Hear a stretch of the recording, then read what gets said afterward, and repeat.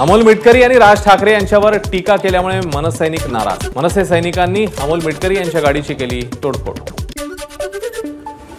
मनसे कार्यकर्त्यांच्या हल्ल्याने भीक घालत नाही, गाडी तोडफोडीवर अमोल मिटकरींची प्रतिक्रिया। महाराष्ट्राचं नाव घेतात आणि गुंडागर्दी करतात, हा भेकड हल्ला आहे, या विरोधात कायदेशीर तक्रार दाखल करणार, मिटकरी यांची प्रतिक्रिया। अजित पवार गटाचे आमदार अमोल मिटकरींवर हल्ला करणारे सर्व मनसैनिक फरार, जीवे मारण्याचा मनसे कार्यकर्त्यांचा प्रयत्न असल्याचा मिटकरींचा आरोप। मिटकरींना विधान परिषदेची जागा अजित पवारांमुळे मिळाल्यानं ते बोलतात, आम्हाला रात्री तोंड लपवून फिरायचं काम नाही। संदीप देशपांडेंची अमोल मिटकरींनी राज ठाकरेंवर केलेल्या टीकेवर प्रतिक्रिया।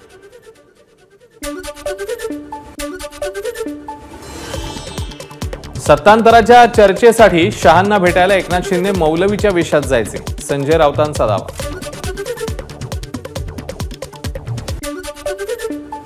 अजित पवारांनी वेषांतर करून केलेला प्रवास म्हणजे राष्ट्रीय सुरक्षेशी खेळ, संजय राऊतांची टीका। अजित पवारांनी प्रवासासाठी वापरलेल्या कागदपत्रांची राष्ट्रीय सुरक्षेच्या दृष्टीने चौकशी व्हावी, संजय राऊत यांची मागणी। सुपारी बहादरांवर बोलणार नाही, संजय राऊतांची नाव न घेता राज ठाकरेंवर टीका। लोकसभेला वेगळ्या पक्षाची सुपारी होती, विधानसभेला वेगळ्या पक्षाची, संजय राऊतांची टोलेबाजी। दिल्लीमध्ये अजितदादांविरोधात कट कारस्थान करण्याचं काम, राजकीय अस्तित्वाची भीती वाटणाऱ्यांकडून अशा प्रकारचं नरेटिव्ह पसरवणं सुरू। सुप्रिया सुळे आणि संजय राऊतांच्या वक्तव्यावर राष्ट्रवादी प्रदेशाध्यक्ष सुनील तटकरे यांची प्रतिक्रिया। शिवसेना आणि राष्ट्रवादी आमदार अपात्रता प्रकरणाची 7 ऑगस्टला एकत्रित सुनावणी होणार, ठाकरे गटाचे वकील कपिल सिब्बल यांच्याकडून तातडीच्या सुनावणीची मागणी। नवाब मलिकांना सर्वोच्च न्यायालयाकडून दिलासा, मुंबई उच्च न्यायालयातील मलिकांच्या जामिनावरील सुनावणी पूर्ण होईपर्यंत वैद्यकीय जामीन मंजूर। नवाब मलिक सध्या वैद्यकीय उपचारांसाठी जामिनावर बाहेर। सरकार विविध योजनांच्या जाहिरातीवर 270 कोटी 5 लाख खर्च करणार, बाह्य प्रसिद्धीसाठी 136 कोटी 35 लाख रुपये, तर इलेक्ट्रॉनिक माध्यमातून प्रसिद्धीसाठी 39 कोटी 70 लाख रुपयांची तरतूद। राज्य शासनाच्या जाहिरातींवरील खर्चावरून जयंत पाटलांची टीका, सत्ताधारी स्वतःची जितकी प्रसिद्धी करतील तितका सामान्य जनतेच्या मनात त्यांच्याबद्दलचा राग वाढत जाईल, जयंत पाटलांचं वक्तव्य। तर या संदर्भातली एक बातमी काल आलेली होती, शासन निर्णय जारी झालेला होता, कोट्यवधी रुपयांचा खर्च होणार आहे तो प्रसिद्धीवर, आणि त्याच प्रसिद्धीवरून आता विरोधकांनी सरकारला टार्गेट केलेलं आहे। कालच विजय वडेट्टीवार यांनी या संदर्भात लाडकी खुर्चीसाठी ही सगळी खर्चाची आकडेवारी समोर येते अशी टीका केलेली होती, तर आता जयंत पाटील यांनी देखील जाहिरातीच्या खर्चाबद्दल टीका केली।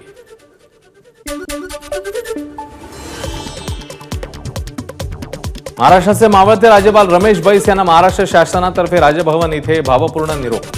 मुख्यमंत्री उपमुख्यमंत्री यांच्याकडून राज्यपाल बैस यांना निरोप, नौदलातर्फे मानवंदना। राज्याला आग लागल्यावर पळून गेलेला बिबट्या आता चिमण्यांच्या शिकारीच्या तयारीत, राष्ट्रवादीचे शरद पवार पक्षाचे नेते उत्तम जानकरांचा अजित पवारांना टोला। अमोल मिटकरी यांनी उत्तम जानकरांना फटकारलं, कडक शब्दात दिला इशारा, बिबट्या म्हणून त्यांनी सिद्ध केलंय की अजित पवार हे वाघ आहेत असंही केलं वक्तव्य। मातोश्री बाहेर केरे पाटील यांनी केलेल्या आंदोलनामध्ये कल्याणमधल्या भाजपचा पदाधिकारी, ठाकरे गटाचे जिल्हा समन्वयक हर्षवर्धन पालांडे यांचा आरोप। आरक्षणाची मर्यादा वाढवणं राज्य सरकारच्या नव्हे तर केंद्राच्या हाती, त्यामुळे सर्वांनी पंतप्रधान मोदींना भेटायला हवं, ते जो निर्णय घेतील तो आम्हाला मान्य असेल, माजी मुख्यमंत्री उद्धव ठाकरेंनी केलं स्पष्ट।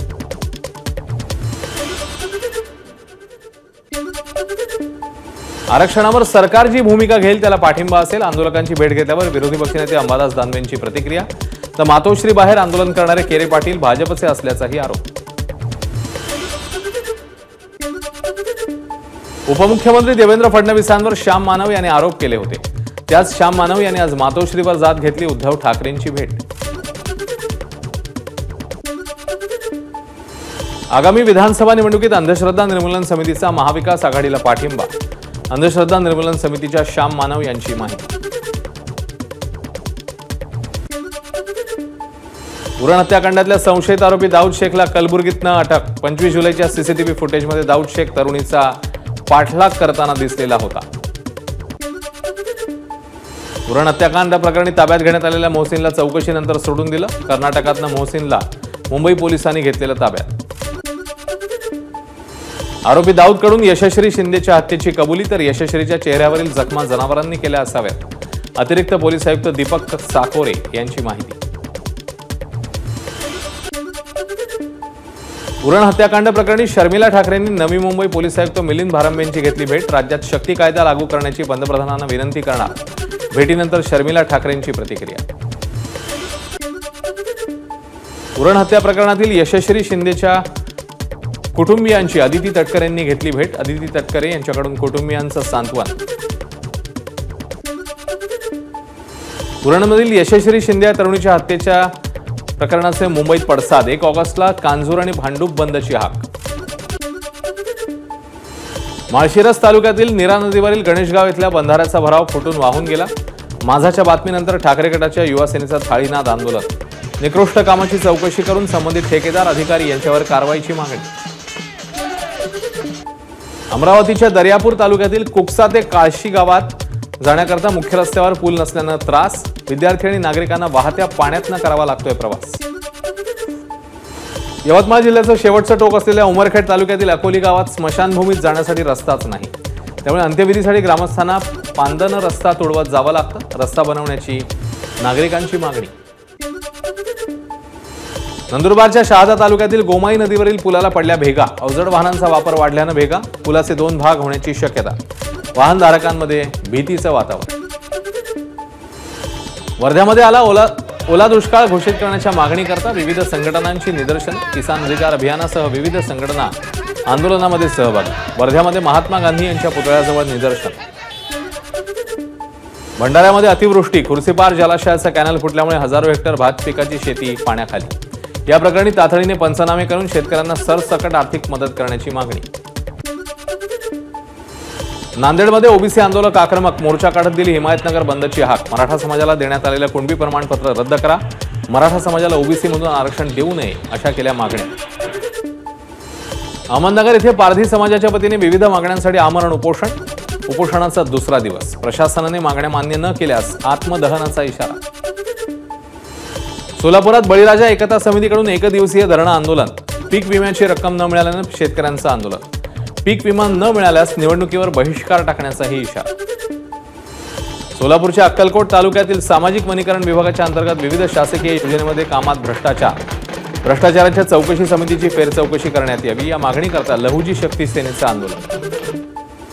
नाशिक बाजार समितीचे तत्कालीन सचिव अरुण काळेंना अटक. लाखो रुपयांचा अपहार केल्याप्रकरणी पंचवटी पोलिसांनी केली काळे यांना अटक. 2 वर्षांपूर्वी दाखल करण्यात आलेला गुन्हा. भिवंडी तालुक्यातल्या कोनगाव हद्दीत एका मोबाईल दुकानात मध्यरात्रीच्या सुमारास चोरीची घटना. सीसीटीव्हीमध्ये ही घटना कैद. कोनगाव पोलीस ठाण्यात चोरीचा गुन्हा दाखल.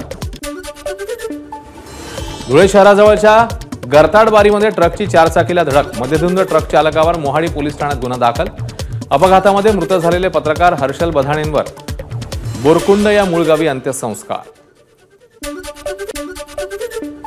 केरळमधील वायनाडमध्ये भूस्खलन. 49 जणांचा मृत्यू. अनेक लोक गाडले गेल्याची भीती. मुसळधार पावसामुळे बचाव कार्यात अडथळे. केरळच्या वायनाडमध्ये भूस्खलन. शेकडो नागरिक ढिगाऱ्याखाली अडकल्याची शक्यता. विरोधी पक्षनेते राहुल गांधींकडून मृतांप्रती शोक व्यक्त.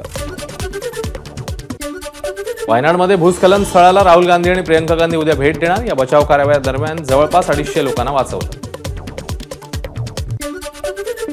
केरळ दुर्घटनेतल्या मृतांच्या नातेवाईकांना पंतप्रधान सहायता निधीकडून 2 लाखांची मदत जाहीर. जखमींना 50,000 मदत.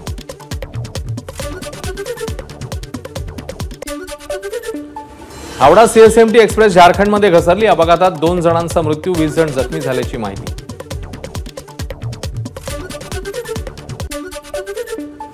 गुजरातमध्ये मुसळधार पाऊस. म्हैसाणाच्या विजापूरमध्ये 8 तासात 125 ते 150 मिलीमीटर पाऊस झाल्यानं पाणी. विजापूरच्या टीबी रोडवर पाणी साचल्यानं वाहन चालक त्रस्त. पॅरिस ऑलिम्पिकमध्ये भारताला आणखी एक कांस्य पदक. मनू भाकर आणि सरबजोत जोडीची कांस्य पदकाची कमाई. मनू भाकर एकाच ऑलिम्पिक स्पर्धेत 2 पदकं जिंकणारी पहिली भारतीय खेळाडू.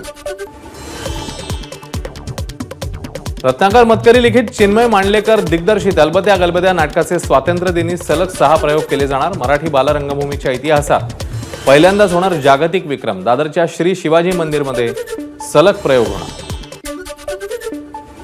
सोनू सूदचा नवा चित्रपट फतेह 10 जानेवारी 2025 ला होणार प्रदर्शित. सोनूने वाढदिवसानिमित्ताने सोशल मीडियावर चित्रपटाच्या प्रदर्शनाची तारीख केली जाहीर.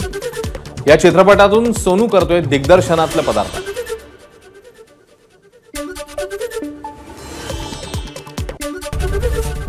एबीपी माझा, उघडा डोळे बघा नीट.